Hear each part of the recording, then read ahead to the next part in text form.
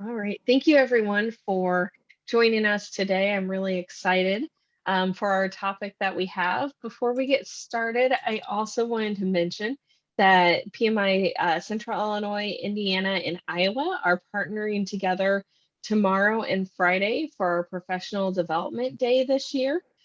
We are starting tomorrow, I believe, at 11, and then we are going to go through Friday morning into like the noon hour. So it's 2 half days so that you can still work half a day, get your things done, allow everyone to ask you all your questions, and then unplug and pay into yourself a little bit with some education. There are multiple speakers, lots of chances for PDUs if you're needing those to keep your certifications. We do have a Pro Dev Day link, and I'm going to throw that in the chat for you. Registration's still open. It will be open throughout the entirety of when we're even live tomorrow. And a lot of the recordings, except for I believe 2 or 3, will be accessible over the next couple days so that you can earn those PDUs. If you have any questions, feel free to reach out. We also, don't forget, if you're a PMI Central Illinois member, or if you're just joining us, we have on our websites lots of opportunities like this to connect with each other. And we always are looking for feedback or volunteers. If you want to get involved with the chapter, you can help grow events like this, be involved with our members, you can help with our volunteer side of it. So we have positions open, and we're specifically right now also trying to fill our professional development VP position. So if you have any interest in that, again, reach out to myself, or you can reach out to our VP of membership. She can help with some of that volunteer stuff as well. So we will go ahead and get started because I want to make sure that we give Jenna plenty of time to talk today. I'm excited, like I said, about this discussion. So right now, Jenna is the current VP for Business Development, Partnership, and Head of Payments at Recurly. Is that how you say it? Yeah. A leading platform for subscription-based business. So I am excited to hear from her and hear about how she broke through that glass ceiling in Silicon Valley. Thank you. Awesome. Well, I'm so happy to chat and so grateful that Bobby Tarek invited me. Bobby and I have known each other a really long time. Hopefully everyone can see my screen, and I have kind of a little sticky here. I use a software that lets me do my presentation with a few slides next to me. So hopefully everyone can see that. Like Pam said, my name is Jenna, and I am in tech. I currently live in Scottsdale, Arizona. I was born and raised in Chicago, hence the Chicago connection. But I did move to sunny, warm Arizona about 10 years ago. And so I've been planted here really ever since I started in tech, maybe a little bit before that, and have obviously loved the warmer weather. But I did want to take the time today to just really chat about my journey. I honestly never intended, after getting out of college, really going into tech. Tech wasn't a thing. I joined tech in about 2009. And so this is just when the first iPhone came out. So mobile apps really didn't exist back then. And I like to tell my story in a way that I basically accidentally fell into the tech space. But I'll back up and tell a little bit about myself and just kind of the evolution of how I landed there. Ultimately, I would love to start first, I think, is probably telling a little bit about my why, right? This session is a bit about my journey through technology. Like she said, kind of breaking through glass ceilings in Silicon Valley and really starting in positions and in roles that didn't necessarily make sense that I would end up in tech. So a little bit of serendipity involved in how I got there. But I think an important piece to talk about too is I'm not just someone in technology. I'm not just a technology executive, but I have so much more, as all of us do, right? We have families to raise, we have spouses or partners and things like that. And I think I want to really stress at the beginning of this that they really are my why. Right? Why I've done this, why I've gone through this journey, which has been a pretty challenging journey over 10 plus years. Funny enough, the way I actually got into project management, which is kind of my starting point in my career, is my husband was a project manager. And so he was kind of the one who got me interested in project management. He was doing installations for major retail stores. And so I kind of watched him. That was his first job out of college. We were actually a very young couple. I met my husband when I was 19. And so we were married. I was a teen bride, married very young. We just celebrated our 22-year anniversary, so we've been married a while. So I consider us having a startup marriage as well. So we obviously like to build things. Got married super young, but also both of us ended up being part of the tech startup space actually after we left the project management field. I was a very young mom. I actually had my first daughter when I was 18, my second daughter at 21. So through not only building my career through a very, very challenging kind of industry and time, I was also a very young mother and a very young wife. And so there are lots of challenges that as well. I actually had dropped out of college when I was dropped out of high school when I was very young. So soon after I had my second daughter, I actually went back to school. And so at 21, had a little baby who was 9 months old and a 2.5-year-old daughter, and decided, I'm going to go to college. And so I did that. I went to University of Illinois at Chicago, was able to plow through college in 4 years. So I think something about my spirit, my personality, I just could never take no for an answer. And of course, based on my history and kind of where I had started my early adulthood, there were a lot of naysayers in my life who said, oh gosh, she's at such a disadvantage. There's no way she's gonna be able to make it. She's got 2 little kids and she's so young. There's so many obstacles for her. I didn't get a lot of sleep. And I honestly, like not taking no as an answer was a really important part of my journey, even till today, because I still get a lot of no's. I am a female minority, which is not the average face you see in Silicon Valley. I sit in boardrooms with executives that are usually, they don't look like me. And usually, quite honestly, white males who are usually the ones predominantly in this space. So it can be super challenging when I go and either meet with people or I'm negotiating. I am unfortunately a little bit at a disadvantage because they just don't know what I'm capable of, and so I have to be a little bit assertive and a bit more maybe bold in my approach, so that people early on understand that I am well researched. I am well qualified to do what I do. And so that was kind of the beginning genesis of my career, was seeing my husband in project management. And actually soon after, I had, again, going through college and trying to get started early in my career, I needed to find a job that allowed me to work from home. I had 2 little kids. I did need to work. It was a time where really we couldn't live off of one income. And so my husband said, hey, there's a project coordinator job open. Basically, you have to go into a software and close a bunch of jobs out. You probably can do this when the kids are napping, right? So I said, okay, that sounds kind of cool. Finding good work at home jobs pre-COVID, right, really was super difficult to do. And so I took the gig, and that's kind of how I got my feet wet in project management. So this is my husband here, Paul, and me. And then my kids. I probably should introduce my kids as well. They really are a big part of my why. I happen to have 2 adult children now. I have a 23-year-old and a 21-year-old daughter, and a little guy. I've got a 5-year-old son as well. And so something super interesting about being a mom in tech has been my children have had to watch my journey, and they've been intimately involved in my journey, right? Mom's traveling, mom's working late. And so my kids have been a huge support to me in allowing me to do those things, because as any working mom on this call may know, it's super challenging to balance home and work often. So they've been a huge support to let me do that and kind of spread my wings and be able to grow my career in that way. Something super fun about my life too is that, being a mom of girls especially, and knowing I was at a bit of a disadvantage, I really did want to prove not only to the world, but also to my girls that they could have it all.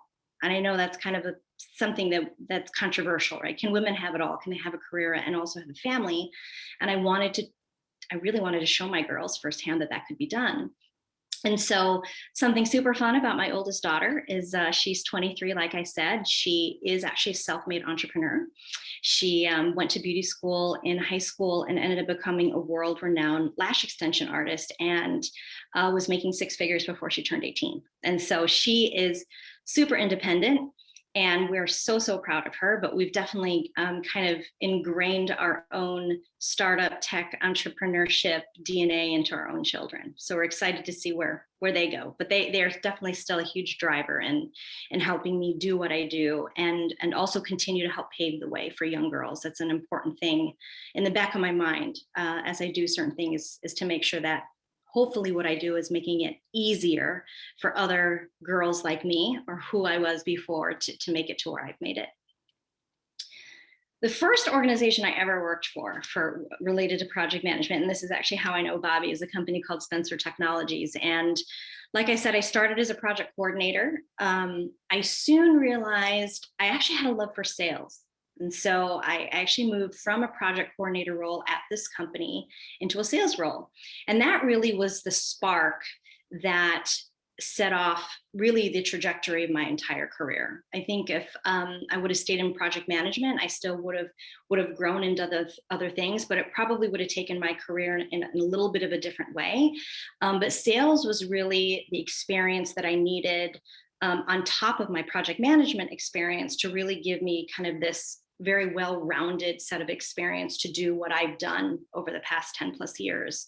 So I went into sales, and then eventually very quickly ended up actually becoming a program manager. At the time, I think it was called a project executive role, in that I'd actually sold a very large project at Spencer, which was a project to basically do a total kind of retrofit at Joann stores. I'm sure most of you have heard of Joann stores before. It's a very large craft store, and they at the time did about 750 locations. And so I'd actually sold the project, which was to go in and kind of change out all of their point of sale infrastructure and do some other projects. But it was a rather large project for our company at the time, not only based on the number of locations, but just the extensiveness of the scope of work. So we had to complete a 750, 800 store location retrofit. We had to do 3 visits, and we had to complete it in 4 months. It was probably at the time one of the bigger projects we'd ever done. And what was funny was I had sold the project as a salesperson. I just kind of brushed it off after I sold the project and thought it was fine. And then the project launched. And there were lots of challenges in the project, just based on the complexity of the scope of work and just the number of stores. And I'd so intimately understood the scope of work since I was involved in the RFP and actually selling the project to begin with, that the CEO said, "Hey, Jenna, we actually don't know of anyone better to actually manage this project." So they had another team of project managers that actually had started the project. And when things started to get a little bit challenging, they asked me to come in and kind of head up the project and help resolve some challenges that they were having.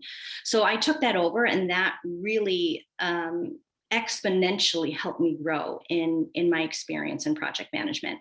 I kind of baptism by fire, if you want to call it. They really threw me in and just said, "Okay, you've never done a project this large before, but we have confidence in your skill set." And so that project really drove me to understand what I was made of.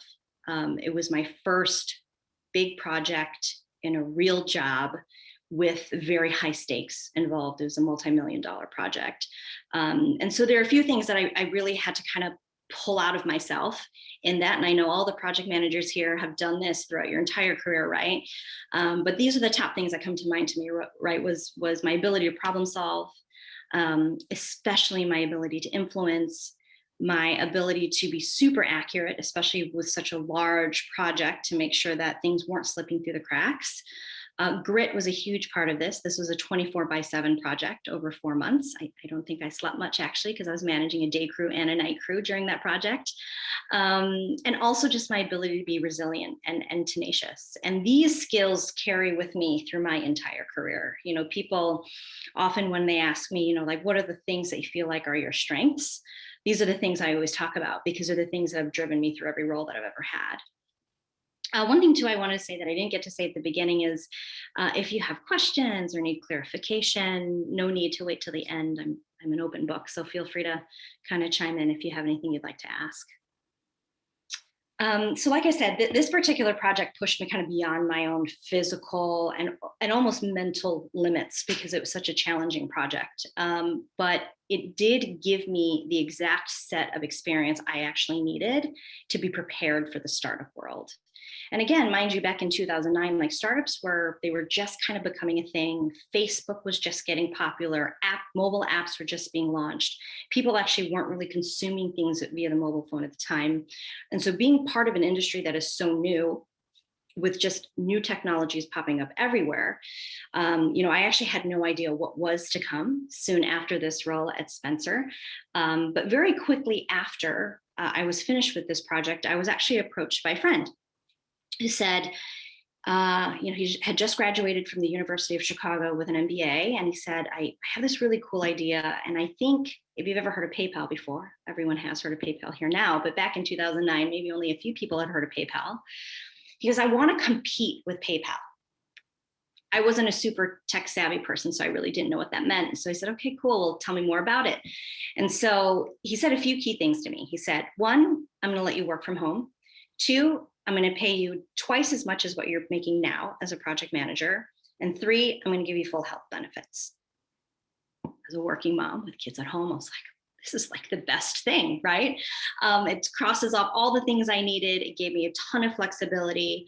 I was a little scared because I thought, I know nothing about payments. All right, PayPal is a payment method. I know nothing about payments, nor do I know anything about startup technology or starting a company. It's totally foreign to me. But I was up for the challenge. I think the dollars probably drove me to make that choice.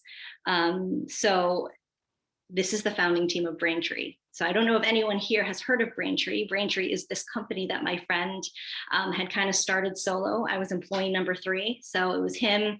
He'd hired an admin off of Craigslist that was helping him do some administrative work online. And then I was his first real employee. And so here are the first few set of employees at Braintree. We ended up becoming one of the most popular global payment gateways. So we processed payments for online companies throughout about 2009, 2014 was when we were just Braintree. And we were completely bootstrapped. I know these days, those who follow tech have heard of this thing called venture funding. We didn't have venture funding. We had a little bit of money. He got a grant when he had graduated from the University of Chicago in his entrepreneurship program to help fund Braintree. But we had very, very little money at the time. And really, we had to start Braintree from scratch, right? We had no customers, really no product. All of us had maybe, the 3 of us had very little experience actually in what we were building. So when you think about what we did, it's kind of almost unheard of that we had the ability to do what we did and that we had the success that we did, which I'll talk about in a bit. So as part of a founding technology team, really you wear all hats. If anyone here has ever started a company or a small business, I'm preaching to the choir here. I think as project managers, you're also kind of your own mini CEO and many other roles and projects that you manage. But a founding team of a tech company, you do everything. You are sales, your operations, your support, your technical support, your escalation management, your janitor, your cook, your everything at a startup. And so the good thing is in my previous roles that I talked about before, I had so many things I had to pick up in project management with these complicated rollouts that this wasn't completely foreign to me, this concept of wearing all hats. I had the experience from my Spencer time. But I probably wasn't necessarily my eyes weren't totally open to actually the extensiveness of what this would look like as the company grew. And so funny part about Braintree is, although we had a little bit of money, we were a very small team, we hired people based on skill set and not based on experience. And a big part of that was we just didn't have a lot of money. And so we hired some young kind of college grads that were just super eager to prove themselves out of college.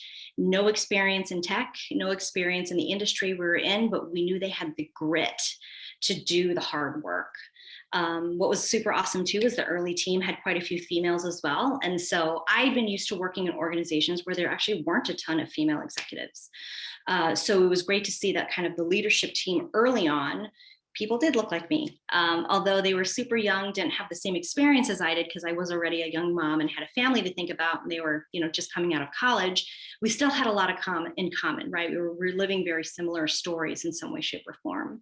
And so wearing the all hats thing is, I think, a big part of kind of earning your stripes in startup, is the fact that you just have to do so many things with very little money and very little resources.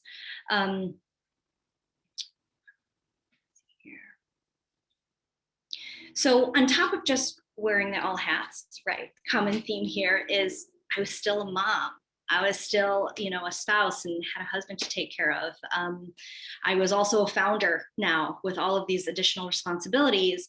But then on top of that, something super important to me throughout my entire life has been to give back to the community. And so something that I've always tried to strive to find time to do and also find kind of resources to donate to have been various nonprofit resources, from religious organizations to just based on my store. I do spend a lot of time helping organizations that are tied to helping teen mothers, helping single mothers, also helping those in foster care. And so I had a lot to juggle through this experience. And there were times where I wondered if one would drop.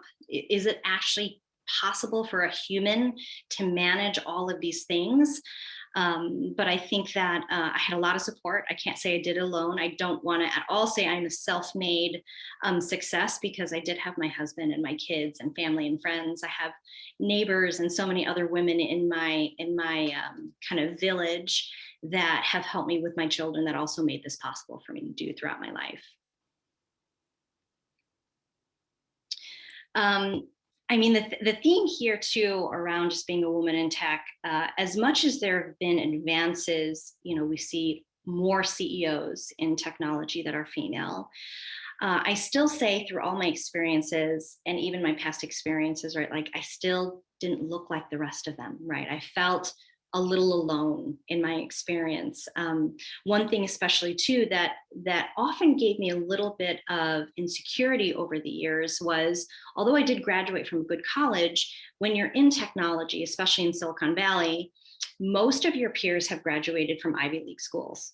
So the guy sitting next to you, whether he's in a role above you or even below you, probably graduated from Harvard or Stanford, probably has an MBA. One guy went to Wharton, right? And so you have these very impressive pedigrees that I also had to compete against. So not only was I not the same sex as them, but on top of that, they also had backgrounds in education and experiences and came from lifestyles that were different and a little bit more advantageous than what I had come from. And so that did give me a little bit of insecurity at the beginning, but I did learn, and something that helped drive me to be an expert in my field and to do the best that I could at what I did, was to also prove that experience, as important as it was also possible for someone without that same experience to also exceed and have success even beyond some of my peers that did have those Ivy League degrees.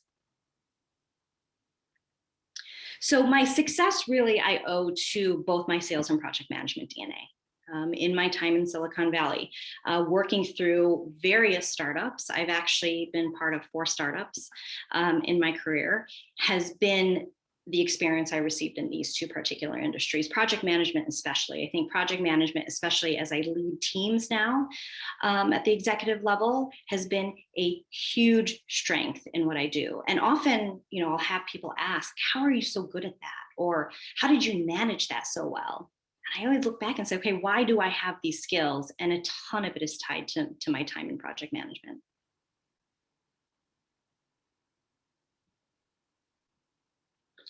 But I did fake it till I made it for a really long time. So I think in explaining that experience early on, right, when I didn't look like other people maybe had more experience than me in various roles that I had, is something super interesting as I moved from project management into tech in Silicon Valley was, I'm not a developer.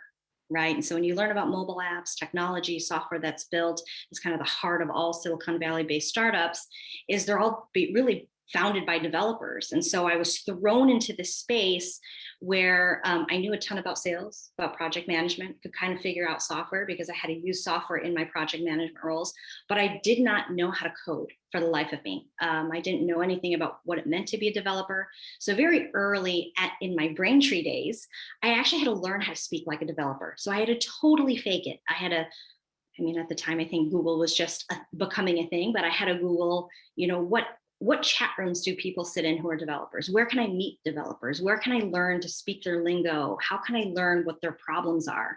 Because at Braintree, I had to sell them a product to help solve some of the problems that they had. So I had to learn how they spoke and ultimately what some of the things were they were challenged with every day. And so I quickly found chat rooms where I can find developers, and I had to go in there very timidly and kind of pretend like I knew what I was doing, and I totally didn't. And eventually, I learned to speak their language. I learned to understand what they needed, some of the software they were looking for, so I could help build the Braintree product to support that for them. But at the same time of me having to learn how to learn this new persona, right, which was the developer persona, I was also having to learn payment processing, which is a super complex industry. And I also had to learn how to build a business that could be made efficient. And of course, we all learned that in project management, right? And so the payment processing field when I first joined was very much a paper industry. So very similar to way back when, and if anyone got a mortgage, when you had to get a mortgage via paper, right? You would fill out an application if you wanted to accept payments online on paper, and you would fax it in. You would wait a few days to see if you got approved for a merchant account to process payments. And then it would take even that much more time to figure out how to integrate to a certain technology so that you could process those payments. And then you would go live and process payments, and Braintree was the back end that helped you do that. Super legacy process, complex, old school, lots of ways that you could kind of drop the ball and lose paperwork. And so we created technology at Braintree that actually brought all of that online. And we were one of the first online payment processors actually to do that. So we did kind of change the face of payments in that way. But in building this product, and going into those chat rooms, I started meeting developers that were coming up with these kind of cool, innovative new mobile app ideas. And so one of the first developers I ran into in one of these chat rooms was a gentleman who was building an app where you could call a limo to pick you up at your house. And I remember thinking, this is a horrible idea. Oh, how often do you take a limo? Maybe once or twice a year, right? And so I was definitely a naysayer when he brought me the product, and he said, hey, I really need help figuring out how to accept apps, payments in an app. And I also want to find a way to accept a payment to where if they pay for their limo, we can remember their credit card information and they never have to enter in their credit card information ever again. And so every time they call the limo, they just get in, they tap the app, and that's it, and they get out. I thought, okay, sounds like a good idea, but I don't think anyone's ever going to adopt this product. That was the founder of Uber. And so I was a naysayer, obviously totally wrong, but I was super excited. It was a very interesting experience to actually be part of the founding Uber story. So I actually helped the Uber founders and developers not only develop their first app, but also grow their entire business payment processing globally. So they started obviously in the US, and then now I feel like Uber is probably in every country in the world. And so that was one of my super fun kind of founding stories around some of the things that I did at Braintree. And then similarly, a few months later, talked to a gentleman. It was about 5 founders living in an apartment at the time, and also ran into them in a chat room. And they said, hey, we have this app where we want to allow people to rent couch space if they want to stay in someone's house, right? And I thought, as a female especially, I thought, that's a horrifying idea. Why would you ever want to stay in a stranger's house? That doesn't make any sense. And you may guess, those were the founders of Airbnb. And so I have this long list of super amazing, cool apps that we use every day that I was part of helping early on in about 2009, 2010. And so I helped the likes of Hotel Tonight and Living Social and Grubhub and some really large popular companies now in their founding stage with payments. So super exciting experience in that. And again, all of this, everything I did kind of goes back to that whole problem solving, influence, accuracy, grit, resilience, and tenacity. Those all were still super important and driving forces in how I built not only Braintree, but the various startups that I was in for years after that. And so PayPal ended up acquiring Braintree. So 4 years after we built the business, we added on these amazing logos. Our biggest competitor was PayPal. And the funny and kind of ironic part about PayPal acquiring Braintree was that we often in our marketing would kind of talk bad about PayPal, right? About how PayPal wasn't efficient. They didn't really have great support. Their technology was a bit difficult to integrate to from a developer experience. And so we used PayPal really as our largest competitor in everything we did as we launched and built the company. And then at the end of it, PayPal acquired us. And so we did get acquired for $800 million. It was a super exciting exit. It was a life-changing exit for me, changed my zip code, changed a lot of the opportunities for me after building a company like that. And going back to my humble beginnings as a project coordinator that knew nothing about tech, I was super grateful, right? And I think still to this day, pinch myself that I've been able to be part of that. So, I kind of talk about how important volunteerism has been in my life. And, it definitely has kept me grounded in everything I do, right? I can live a pretty interesting and often fancy life in tech. We go to fancy hotels and we stay at night, we eat at nice restaurants, and there are lots of kind of luxurious things about being in Silicon Valley. But for me, it's super important to remember kind of my roots and where I came from, right? As I told you my early story. And so these are my girls when they were, I think, in grade school, where we were donating a bunch of items to a nonprofit. But for me, another driving force in building my career and trying to really have as much success as I can has been that the more I have, the more I can give. And so still to this day, with all the things that I'm involved in, I sit on various boards, and obviously I'm an executive of a tech company, and I still have all those other things I shuffle as a mom. I still make sure to find time to give back to the community. And I'm also glad that I passed this on to my children, and my older girls also spend quite a bit of their own time giving back to the community as well. So I have been part of 4 startups. I've also been lucky enough to say I've also been part of 4 acquisitions. So Braintree was my first. Like I said, we were acquired by PayPal. Lemon was a second company that I was part of that we actually built the first mobile agnostic wallet. So this is pre-Google Pay and pre-Apple Pay. We had built a mobile wallet that could be downloaded on any kind of mobile device, and you could store credit card data, identification, things like that. We eventually got acquired by LifeLock, which, if any of you have heard of LifeLock, they're an identity theft protection company. And so we became their mobile app and also their mobile kind of wallet. We were their mobile strategy overall. So we were acquired by them, and now LifeLock is actually part of Symantec. And then my third startup was a company called Spreedly. They were another payments company that actually is the infrastructure that sits under companies like SeatGeek and Expedia. They ultimately help platforms like that integrate into multiple payment service providers. They were acquired by a PE firm about 2 years ago. And then my current role is at Recurly. And so I've been at Recurly for about 4 years. We power also payments. You'll see a trend. I've stayed in payments for all this time. But Recurly ultimately powers subscription payments for the likes of Sling TV and Showtime. There are actually tons of digital streaming companies that we power. So if you've bought a fight or you subscribe to any of these kinds of things, Recurly is behind the scenes powering all the logic behind billing you on a recurring basis. So I've been doing that for 4 years. It's been a super exciting ride at Recurly. We were actually also acquired by a PE firm. PE stands for private equity, if anyone wants to know what that abbreviation means, a little over a year ago. So it's been super exciting to help not only grow our team here at Recurly. When I first started, we had about 100 people. Now we have almost, I think it's 375 people at Recurly, and they're growing like gangbusters. So it's been super exciting to be there through their growth. But something also very interesting about my experience at Recurly was I was the first female minority executive at Recurly. And so when I joined their team, again, a similar theme, right? They didn't look like me. There were lots of people on the board that I was a little apprehensive. I remember one of my first questions I asked the CEO was his thoughts on diversity.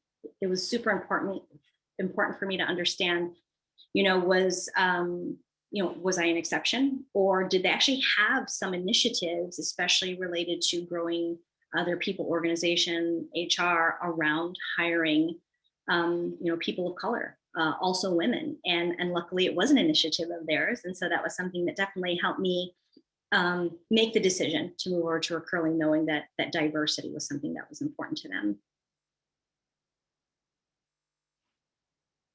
But I do have a new journey. So as much as I've loved Recurly, I will be leaving Recurly in the next few weeks and actually joining a company called Tunes, another payments company. They actually have built the infrastructure under the likes of, Etsy, for example.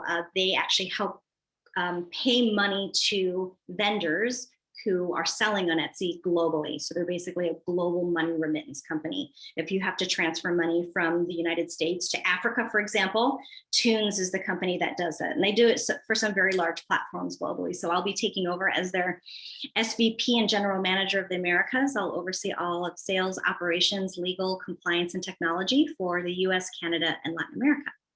So super exciting things to come. I feel like I've been very blessed by the opportunities that have been given me. Like I said, kind of looking back at Jenna at 19, I definitely would have never thought through my journey in life I would end up here. But I feel super grateful for the opportunities I've been given, and obviously the new opportunities that I'll be moving into. But I'm an open book. I tried to get through as much of my story as I could in the time that we have, but also wanted to leave time for any questions that you might have about any of my experiences or some of the challenges that I had kind of building my career and making my way through the environment in Silicon Valley. Thank you so much. So if you have a question, you can either come off mute or you can put it in the chat. I'm on a messenger with a couple women from work that were kind of, going through some of these things, and we're like, oh, that's really resonates with me based on my story or the things that I've done. I kind of had the trial by fire as well with my first big project. So we feel you. So easy question really quick for you is, what is the software you use for your slides there? Multiple people have asked what that is and are interested. Yes, I actually assumed that would be one of the first questions. I'm surprised people don't know about this software. It's Prezi, but it's a new product through Prezi called Prezi Video. Okay, so Prezi Video, guys. Yeah, it's super, super easy.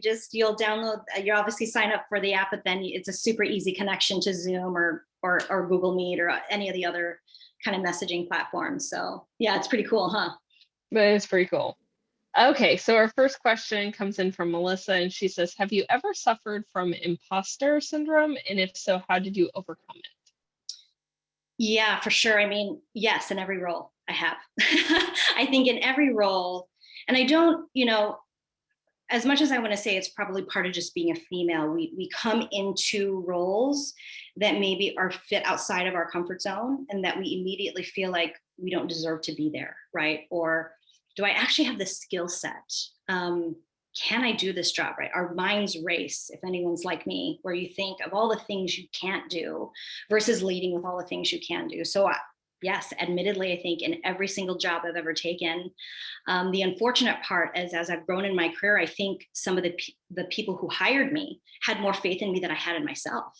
I mean, even quite transparently in this Tunes role, it was a very extensive hiring process I went through. They're very well-funded company and they're multinational. They've been around for about 10 years. And I had to go through a very extensive recruiting process to get hired.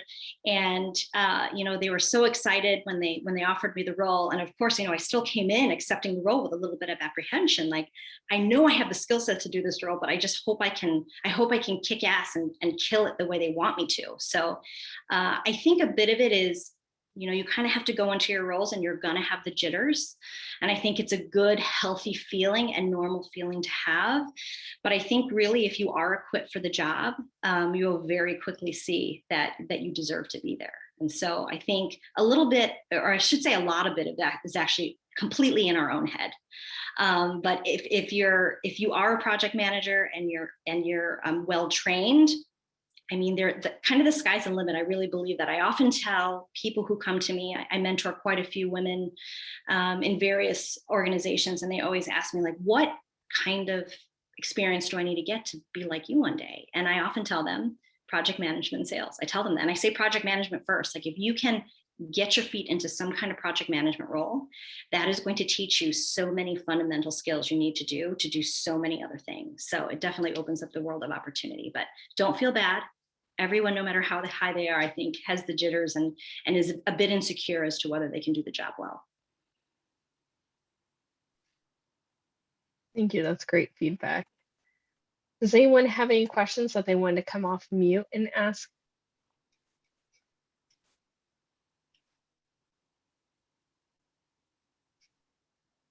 Bobby has been able to join us. So Bobby, thank you for joining. He's our VP of Publicity, and he was able to set up Jenna today. Did you, Bobby, have any questions? I do have another one coming up in the chat now. I'm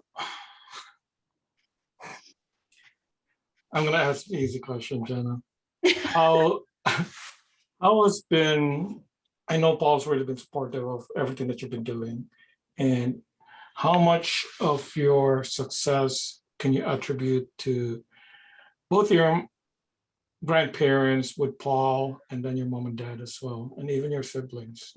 Can you expound on that a little bit? Yeah, for sure. I mean, I didn't go a ton into my young childhood, but I think, all experiences we go through from birth on make us who we are. And so I actually started very young as a child actor. I was a model when I was very young. And so I feel like I was an adult probably by the time I was about 5, because I was working in a real job at about 5 years old. I did performing and I was a singer and actor all up into kind of my teen years. And my dad's a doctor. And so, being Asian, Filipino in particular, right, I was actually expected to go into healthcare, right? Being Filipino, especially, everyone just assumed I'd be a nurse. And so I obviously went against the grain and did something completely out of healthcare and outside of taking care of people. But, my parents definitely did instill kind of this concept of grit, right? Since I was young, I just knew that having a really good work ethic really was just part of who I was. On top of that, I'm also the oldest of 4 children. So I have that typical type A firstborn problem syndrome, if you want to call it, and that I've kind of always been a high achiever and just expected to do more because of my place in the family. But I am very grateful kind of for that early childhood experience, because it did give me a lot of the basic skills I needed to do all these things I did throughout my career.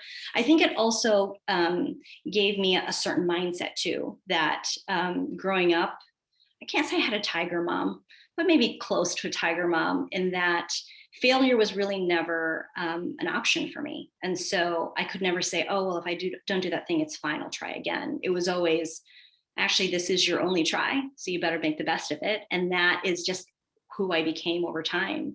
My siblings too, I think, not only did I become an adult super young because of the fact that I was a working child, but being the oldest of 4, I also kind of became a mom really young too, right? So being the oldest of all those little kids, and the fact that we were working in a pretty busy industry as children, I had lots of responsibilities younger, which I think also probably prepared me for young motherhood as well. I obviously have to kind of give props and thanks to my grandfather, who came to the United States from the Philippines many, many years ago with, I think, $100 in his pocket, and gave me the opportunities I have now. I definitely know that if I was still in the Philippines, I probably would have a very different life. But yeah, my family definitely, that experience gave me the foundation to have the strength that I've had to do what I've done over the past, 10 plus years, my whole life, maybe. But yes, Bobby, I do have to give a lot of props to my husband. He You know, it can be challenging as a spouse to have a wife who has excelled as quickly as I have in my career, and for a few reasons, right? One being, I had to lean on him a lot around household responsibilities, right? All of us know, working moms, doesn't matter how many hours you work, you still have to do the dishes and the dirty laundry and clean up the poop and everything else. And in some of my jobs, it actually wasn't even humanly possible for me to come home and do those things. Bobby knows, in that Joanne project, for example, I was working like 22 hours a day. I don't even think I was sleeping, let alone like feeding my children. And so in various roles I've had where I was working my fingers to the bone, my husband could have easily said, like, sorry, that's not my problem. Like, you're still the mom, you got to figure it out. He would pick it up. I have to say, he's probably changed more diapers than I have, honestly, throughout my motherhood, because he had to pick up the slack when I was traveling the world or doing all these different things that I didn't have time to attend to household things. And so I know there's this very controversial topic about the fact that women still carry a vast majority of the household responsibilities. But I am ever so grateful for my husband, because I know for a fact that if he had the mentality that I still had to carry my fair share, I could have never done what I did. So he is a huge part of how I've been able to be successful. That's awesome. I love that you kind of give the props to the origin part of your story, right? Your grandpa coming over made a big difference in your life, and then having a supportive network in your life has really allowed you to propel. But it was your skills that really got you there, but without them, you couldn't have done that. Because I say that all the time. I have a very strong support system, so I can do what I do, right? Without them, it would be a lot harder. So kind of in that vein of, the husband stepping up, doing what he should do in the household just as equally as you should. How do you deal with that mommy guilt that comes in there is one of the questions that we got, which I know is hard. I have it every day. It's a great question. I woke up this morning with mommy guilt. I go to bed with mommy guilt every day. One of the tips to being a successful career woman is outsourcing. It's just the reality of our life, right? And so I often tell women, in order for you to even get done what you can get done with your God-given hours in a day, it's just not possible for you to do it all. And so you have to be willing to ask for help. And it was a very, very hard thing for me to do, especially in my own upbringing, where you're kind of taught like you have to help yourself and you got to do it yourself. When my kids were small, and for example, even when I was in college as a full-time student with a 2.5-year-old and a newborn, it's not possible. My husband worked full time. What am I supposed to do with these little babies? And I had to ask my neighbors, hey, can you help babysit my kids? I don't have enough money to pay for daycare even. I would have to ask another girlfriend, like, hey, can you take, 9 to 2 and you can take 2 to 5? And it was very hard for me. And I always felt a bit guilty that number one, was I stressing people in my circle to help me? But then am I also failing as a mother, right? Will my children resent me? Was my biggest thing. And I have a very wide span of ages, right? I said I have 23 and 5.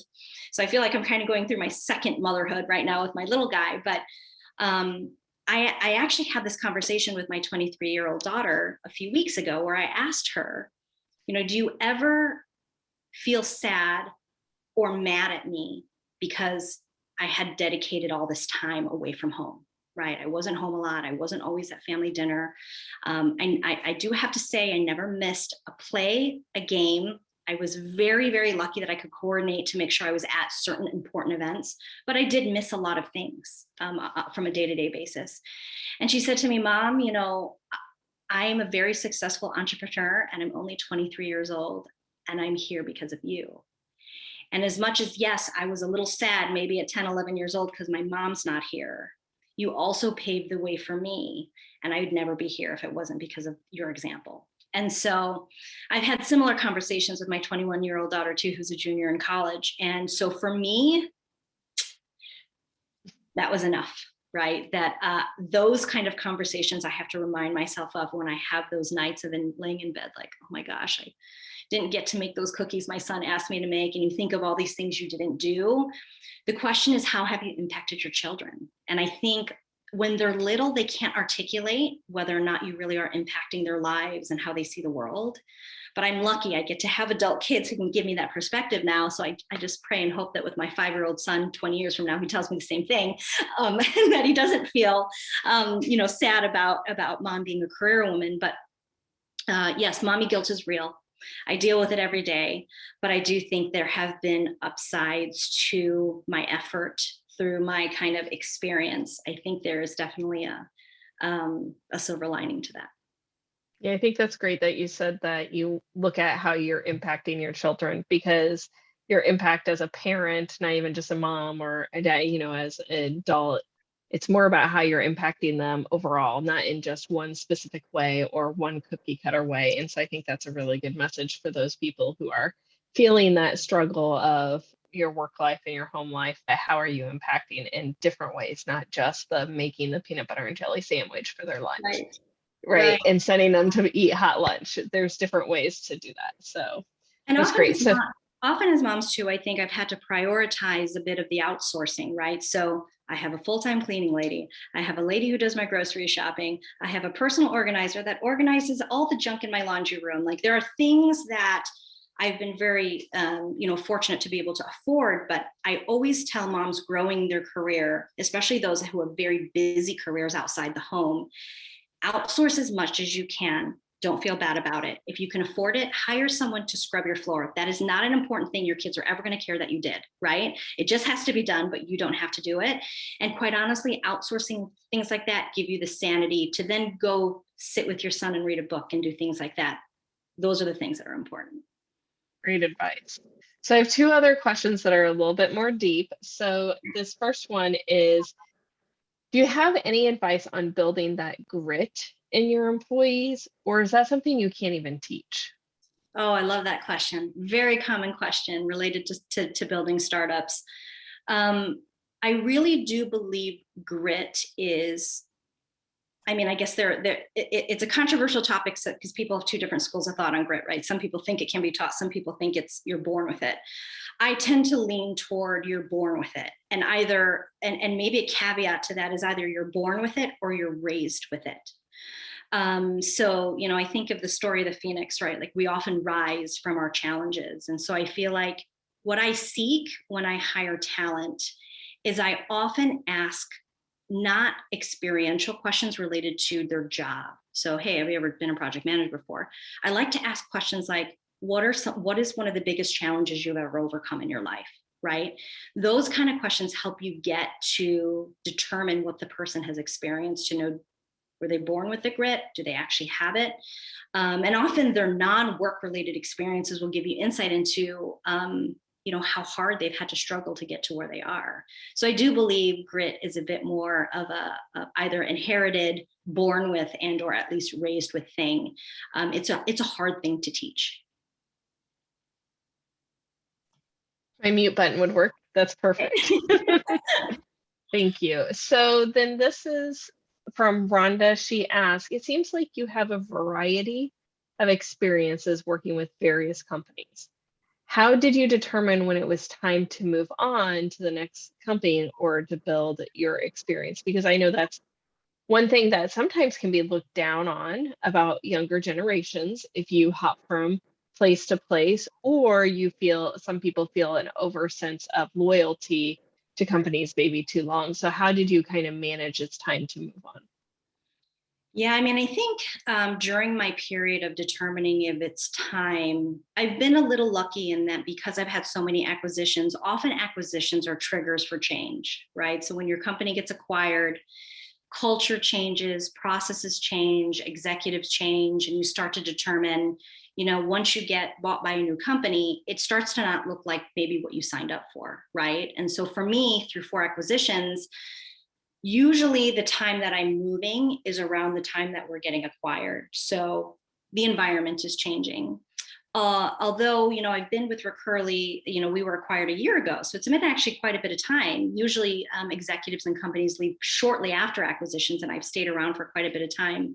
And so for me, this particular change for me, which is very present and kind of real for me at the moment, was really around career trajectory, right? Like, where do I want to see myself in 5-10 years? And I'm currently at a VP role in my current job. I do have a lot of responsibility and a lot of oversight, but I do have plans to kind of my long tenure plan, right? As much as I maybe want to retire and stop working, I know that that's kind of not who I am. I probably will work for quite a bit of time. And so I would love to end up at a VC. That's kind of like my end goal. I'd love to work for a venture capitalist firm. And so what experience do I need to get there? And that's starting to drive a bit of my chess moves at the moment.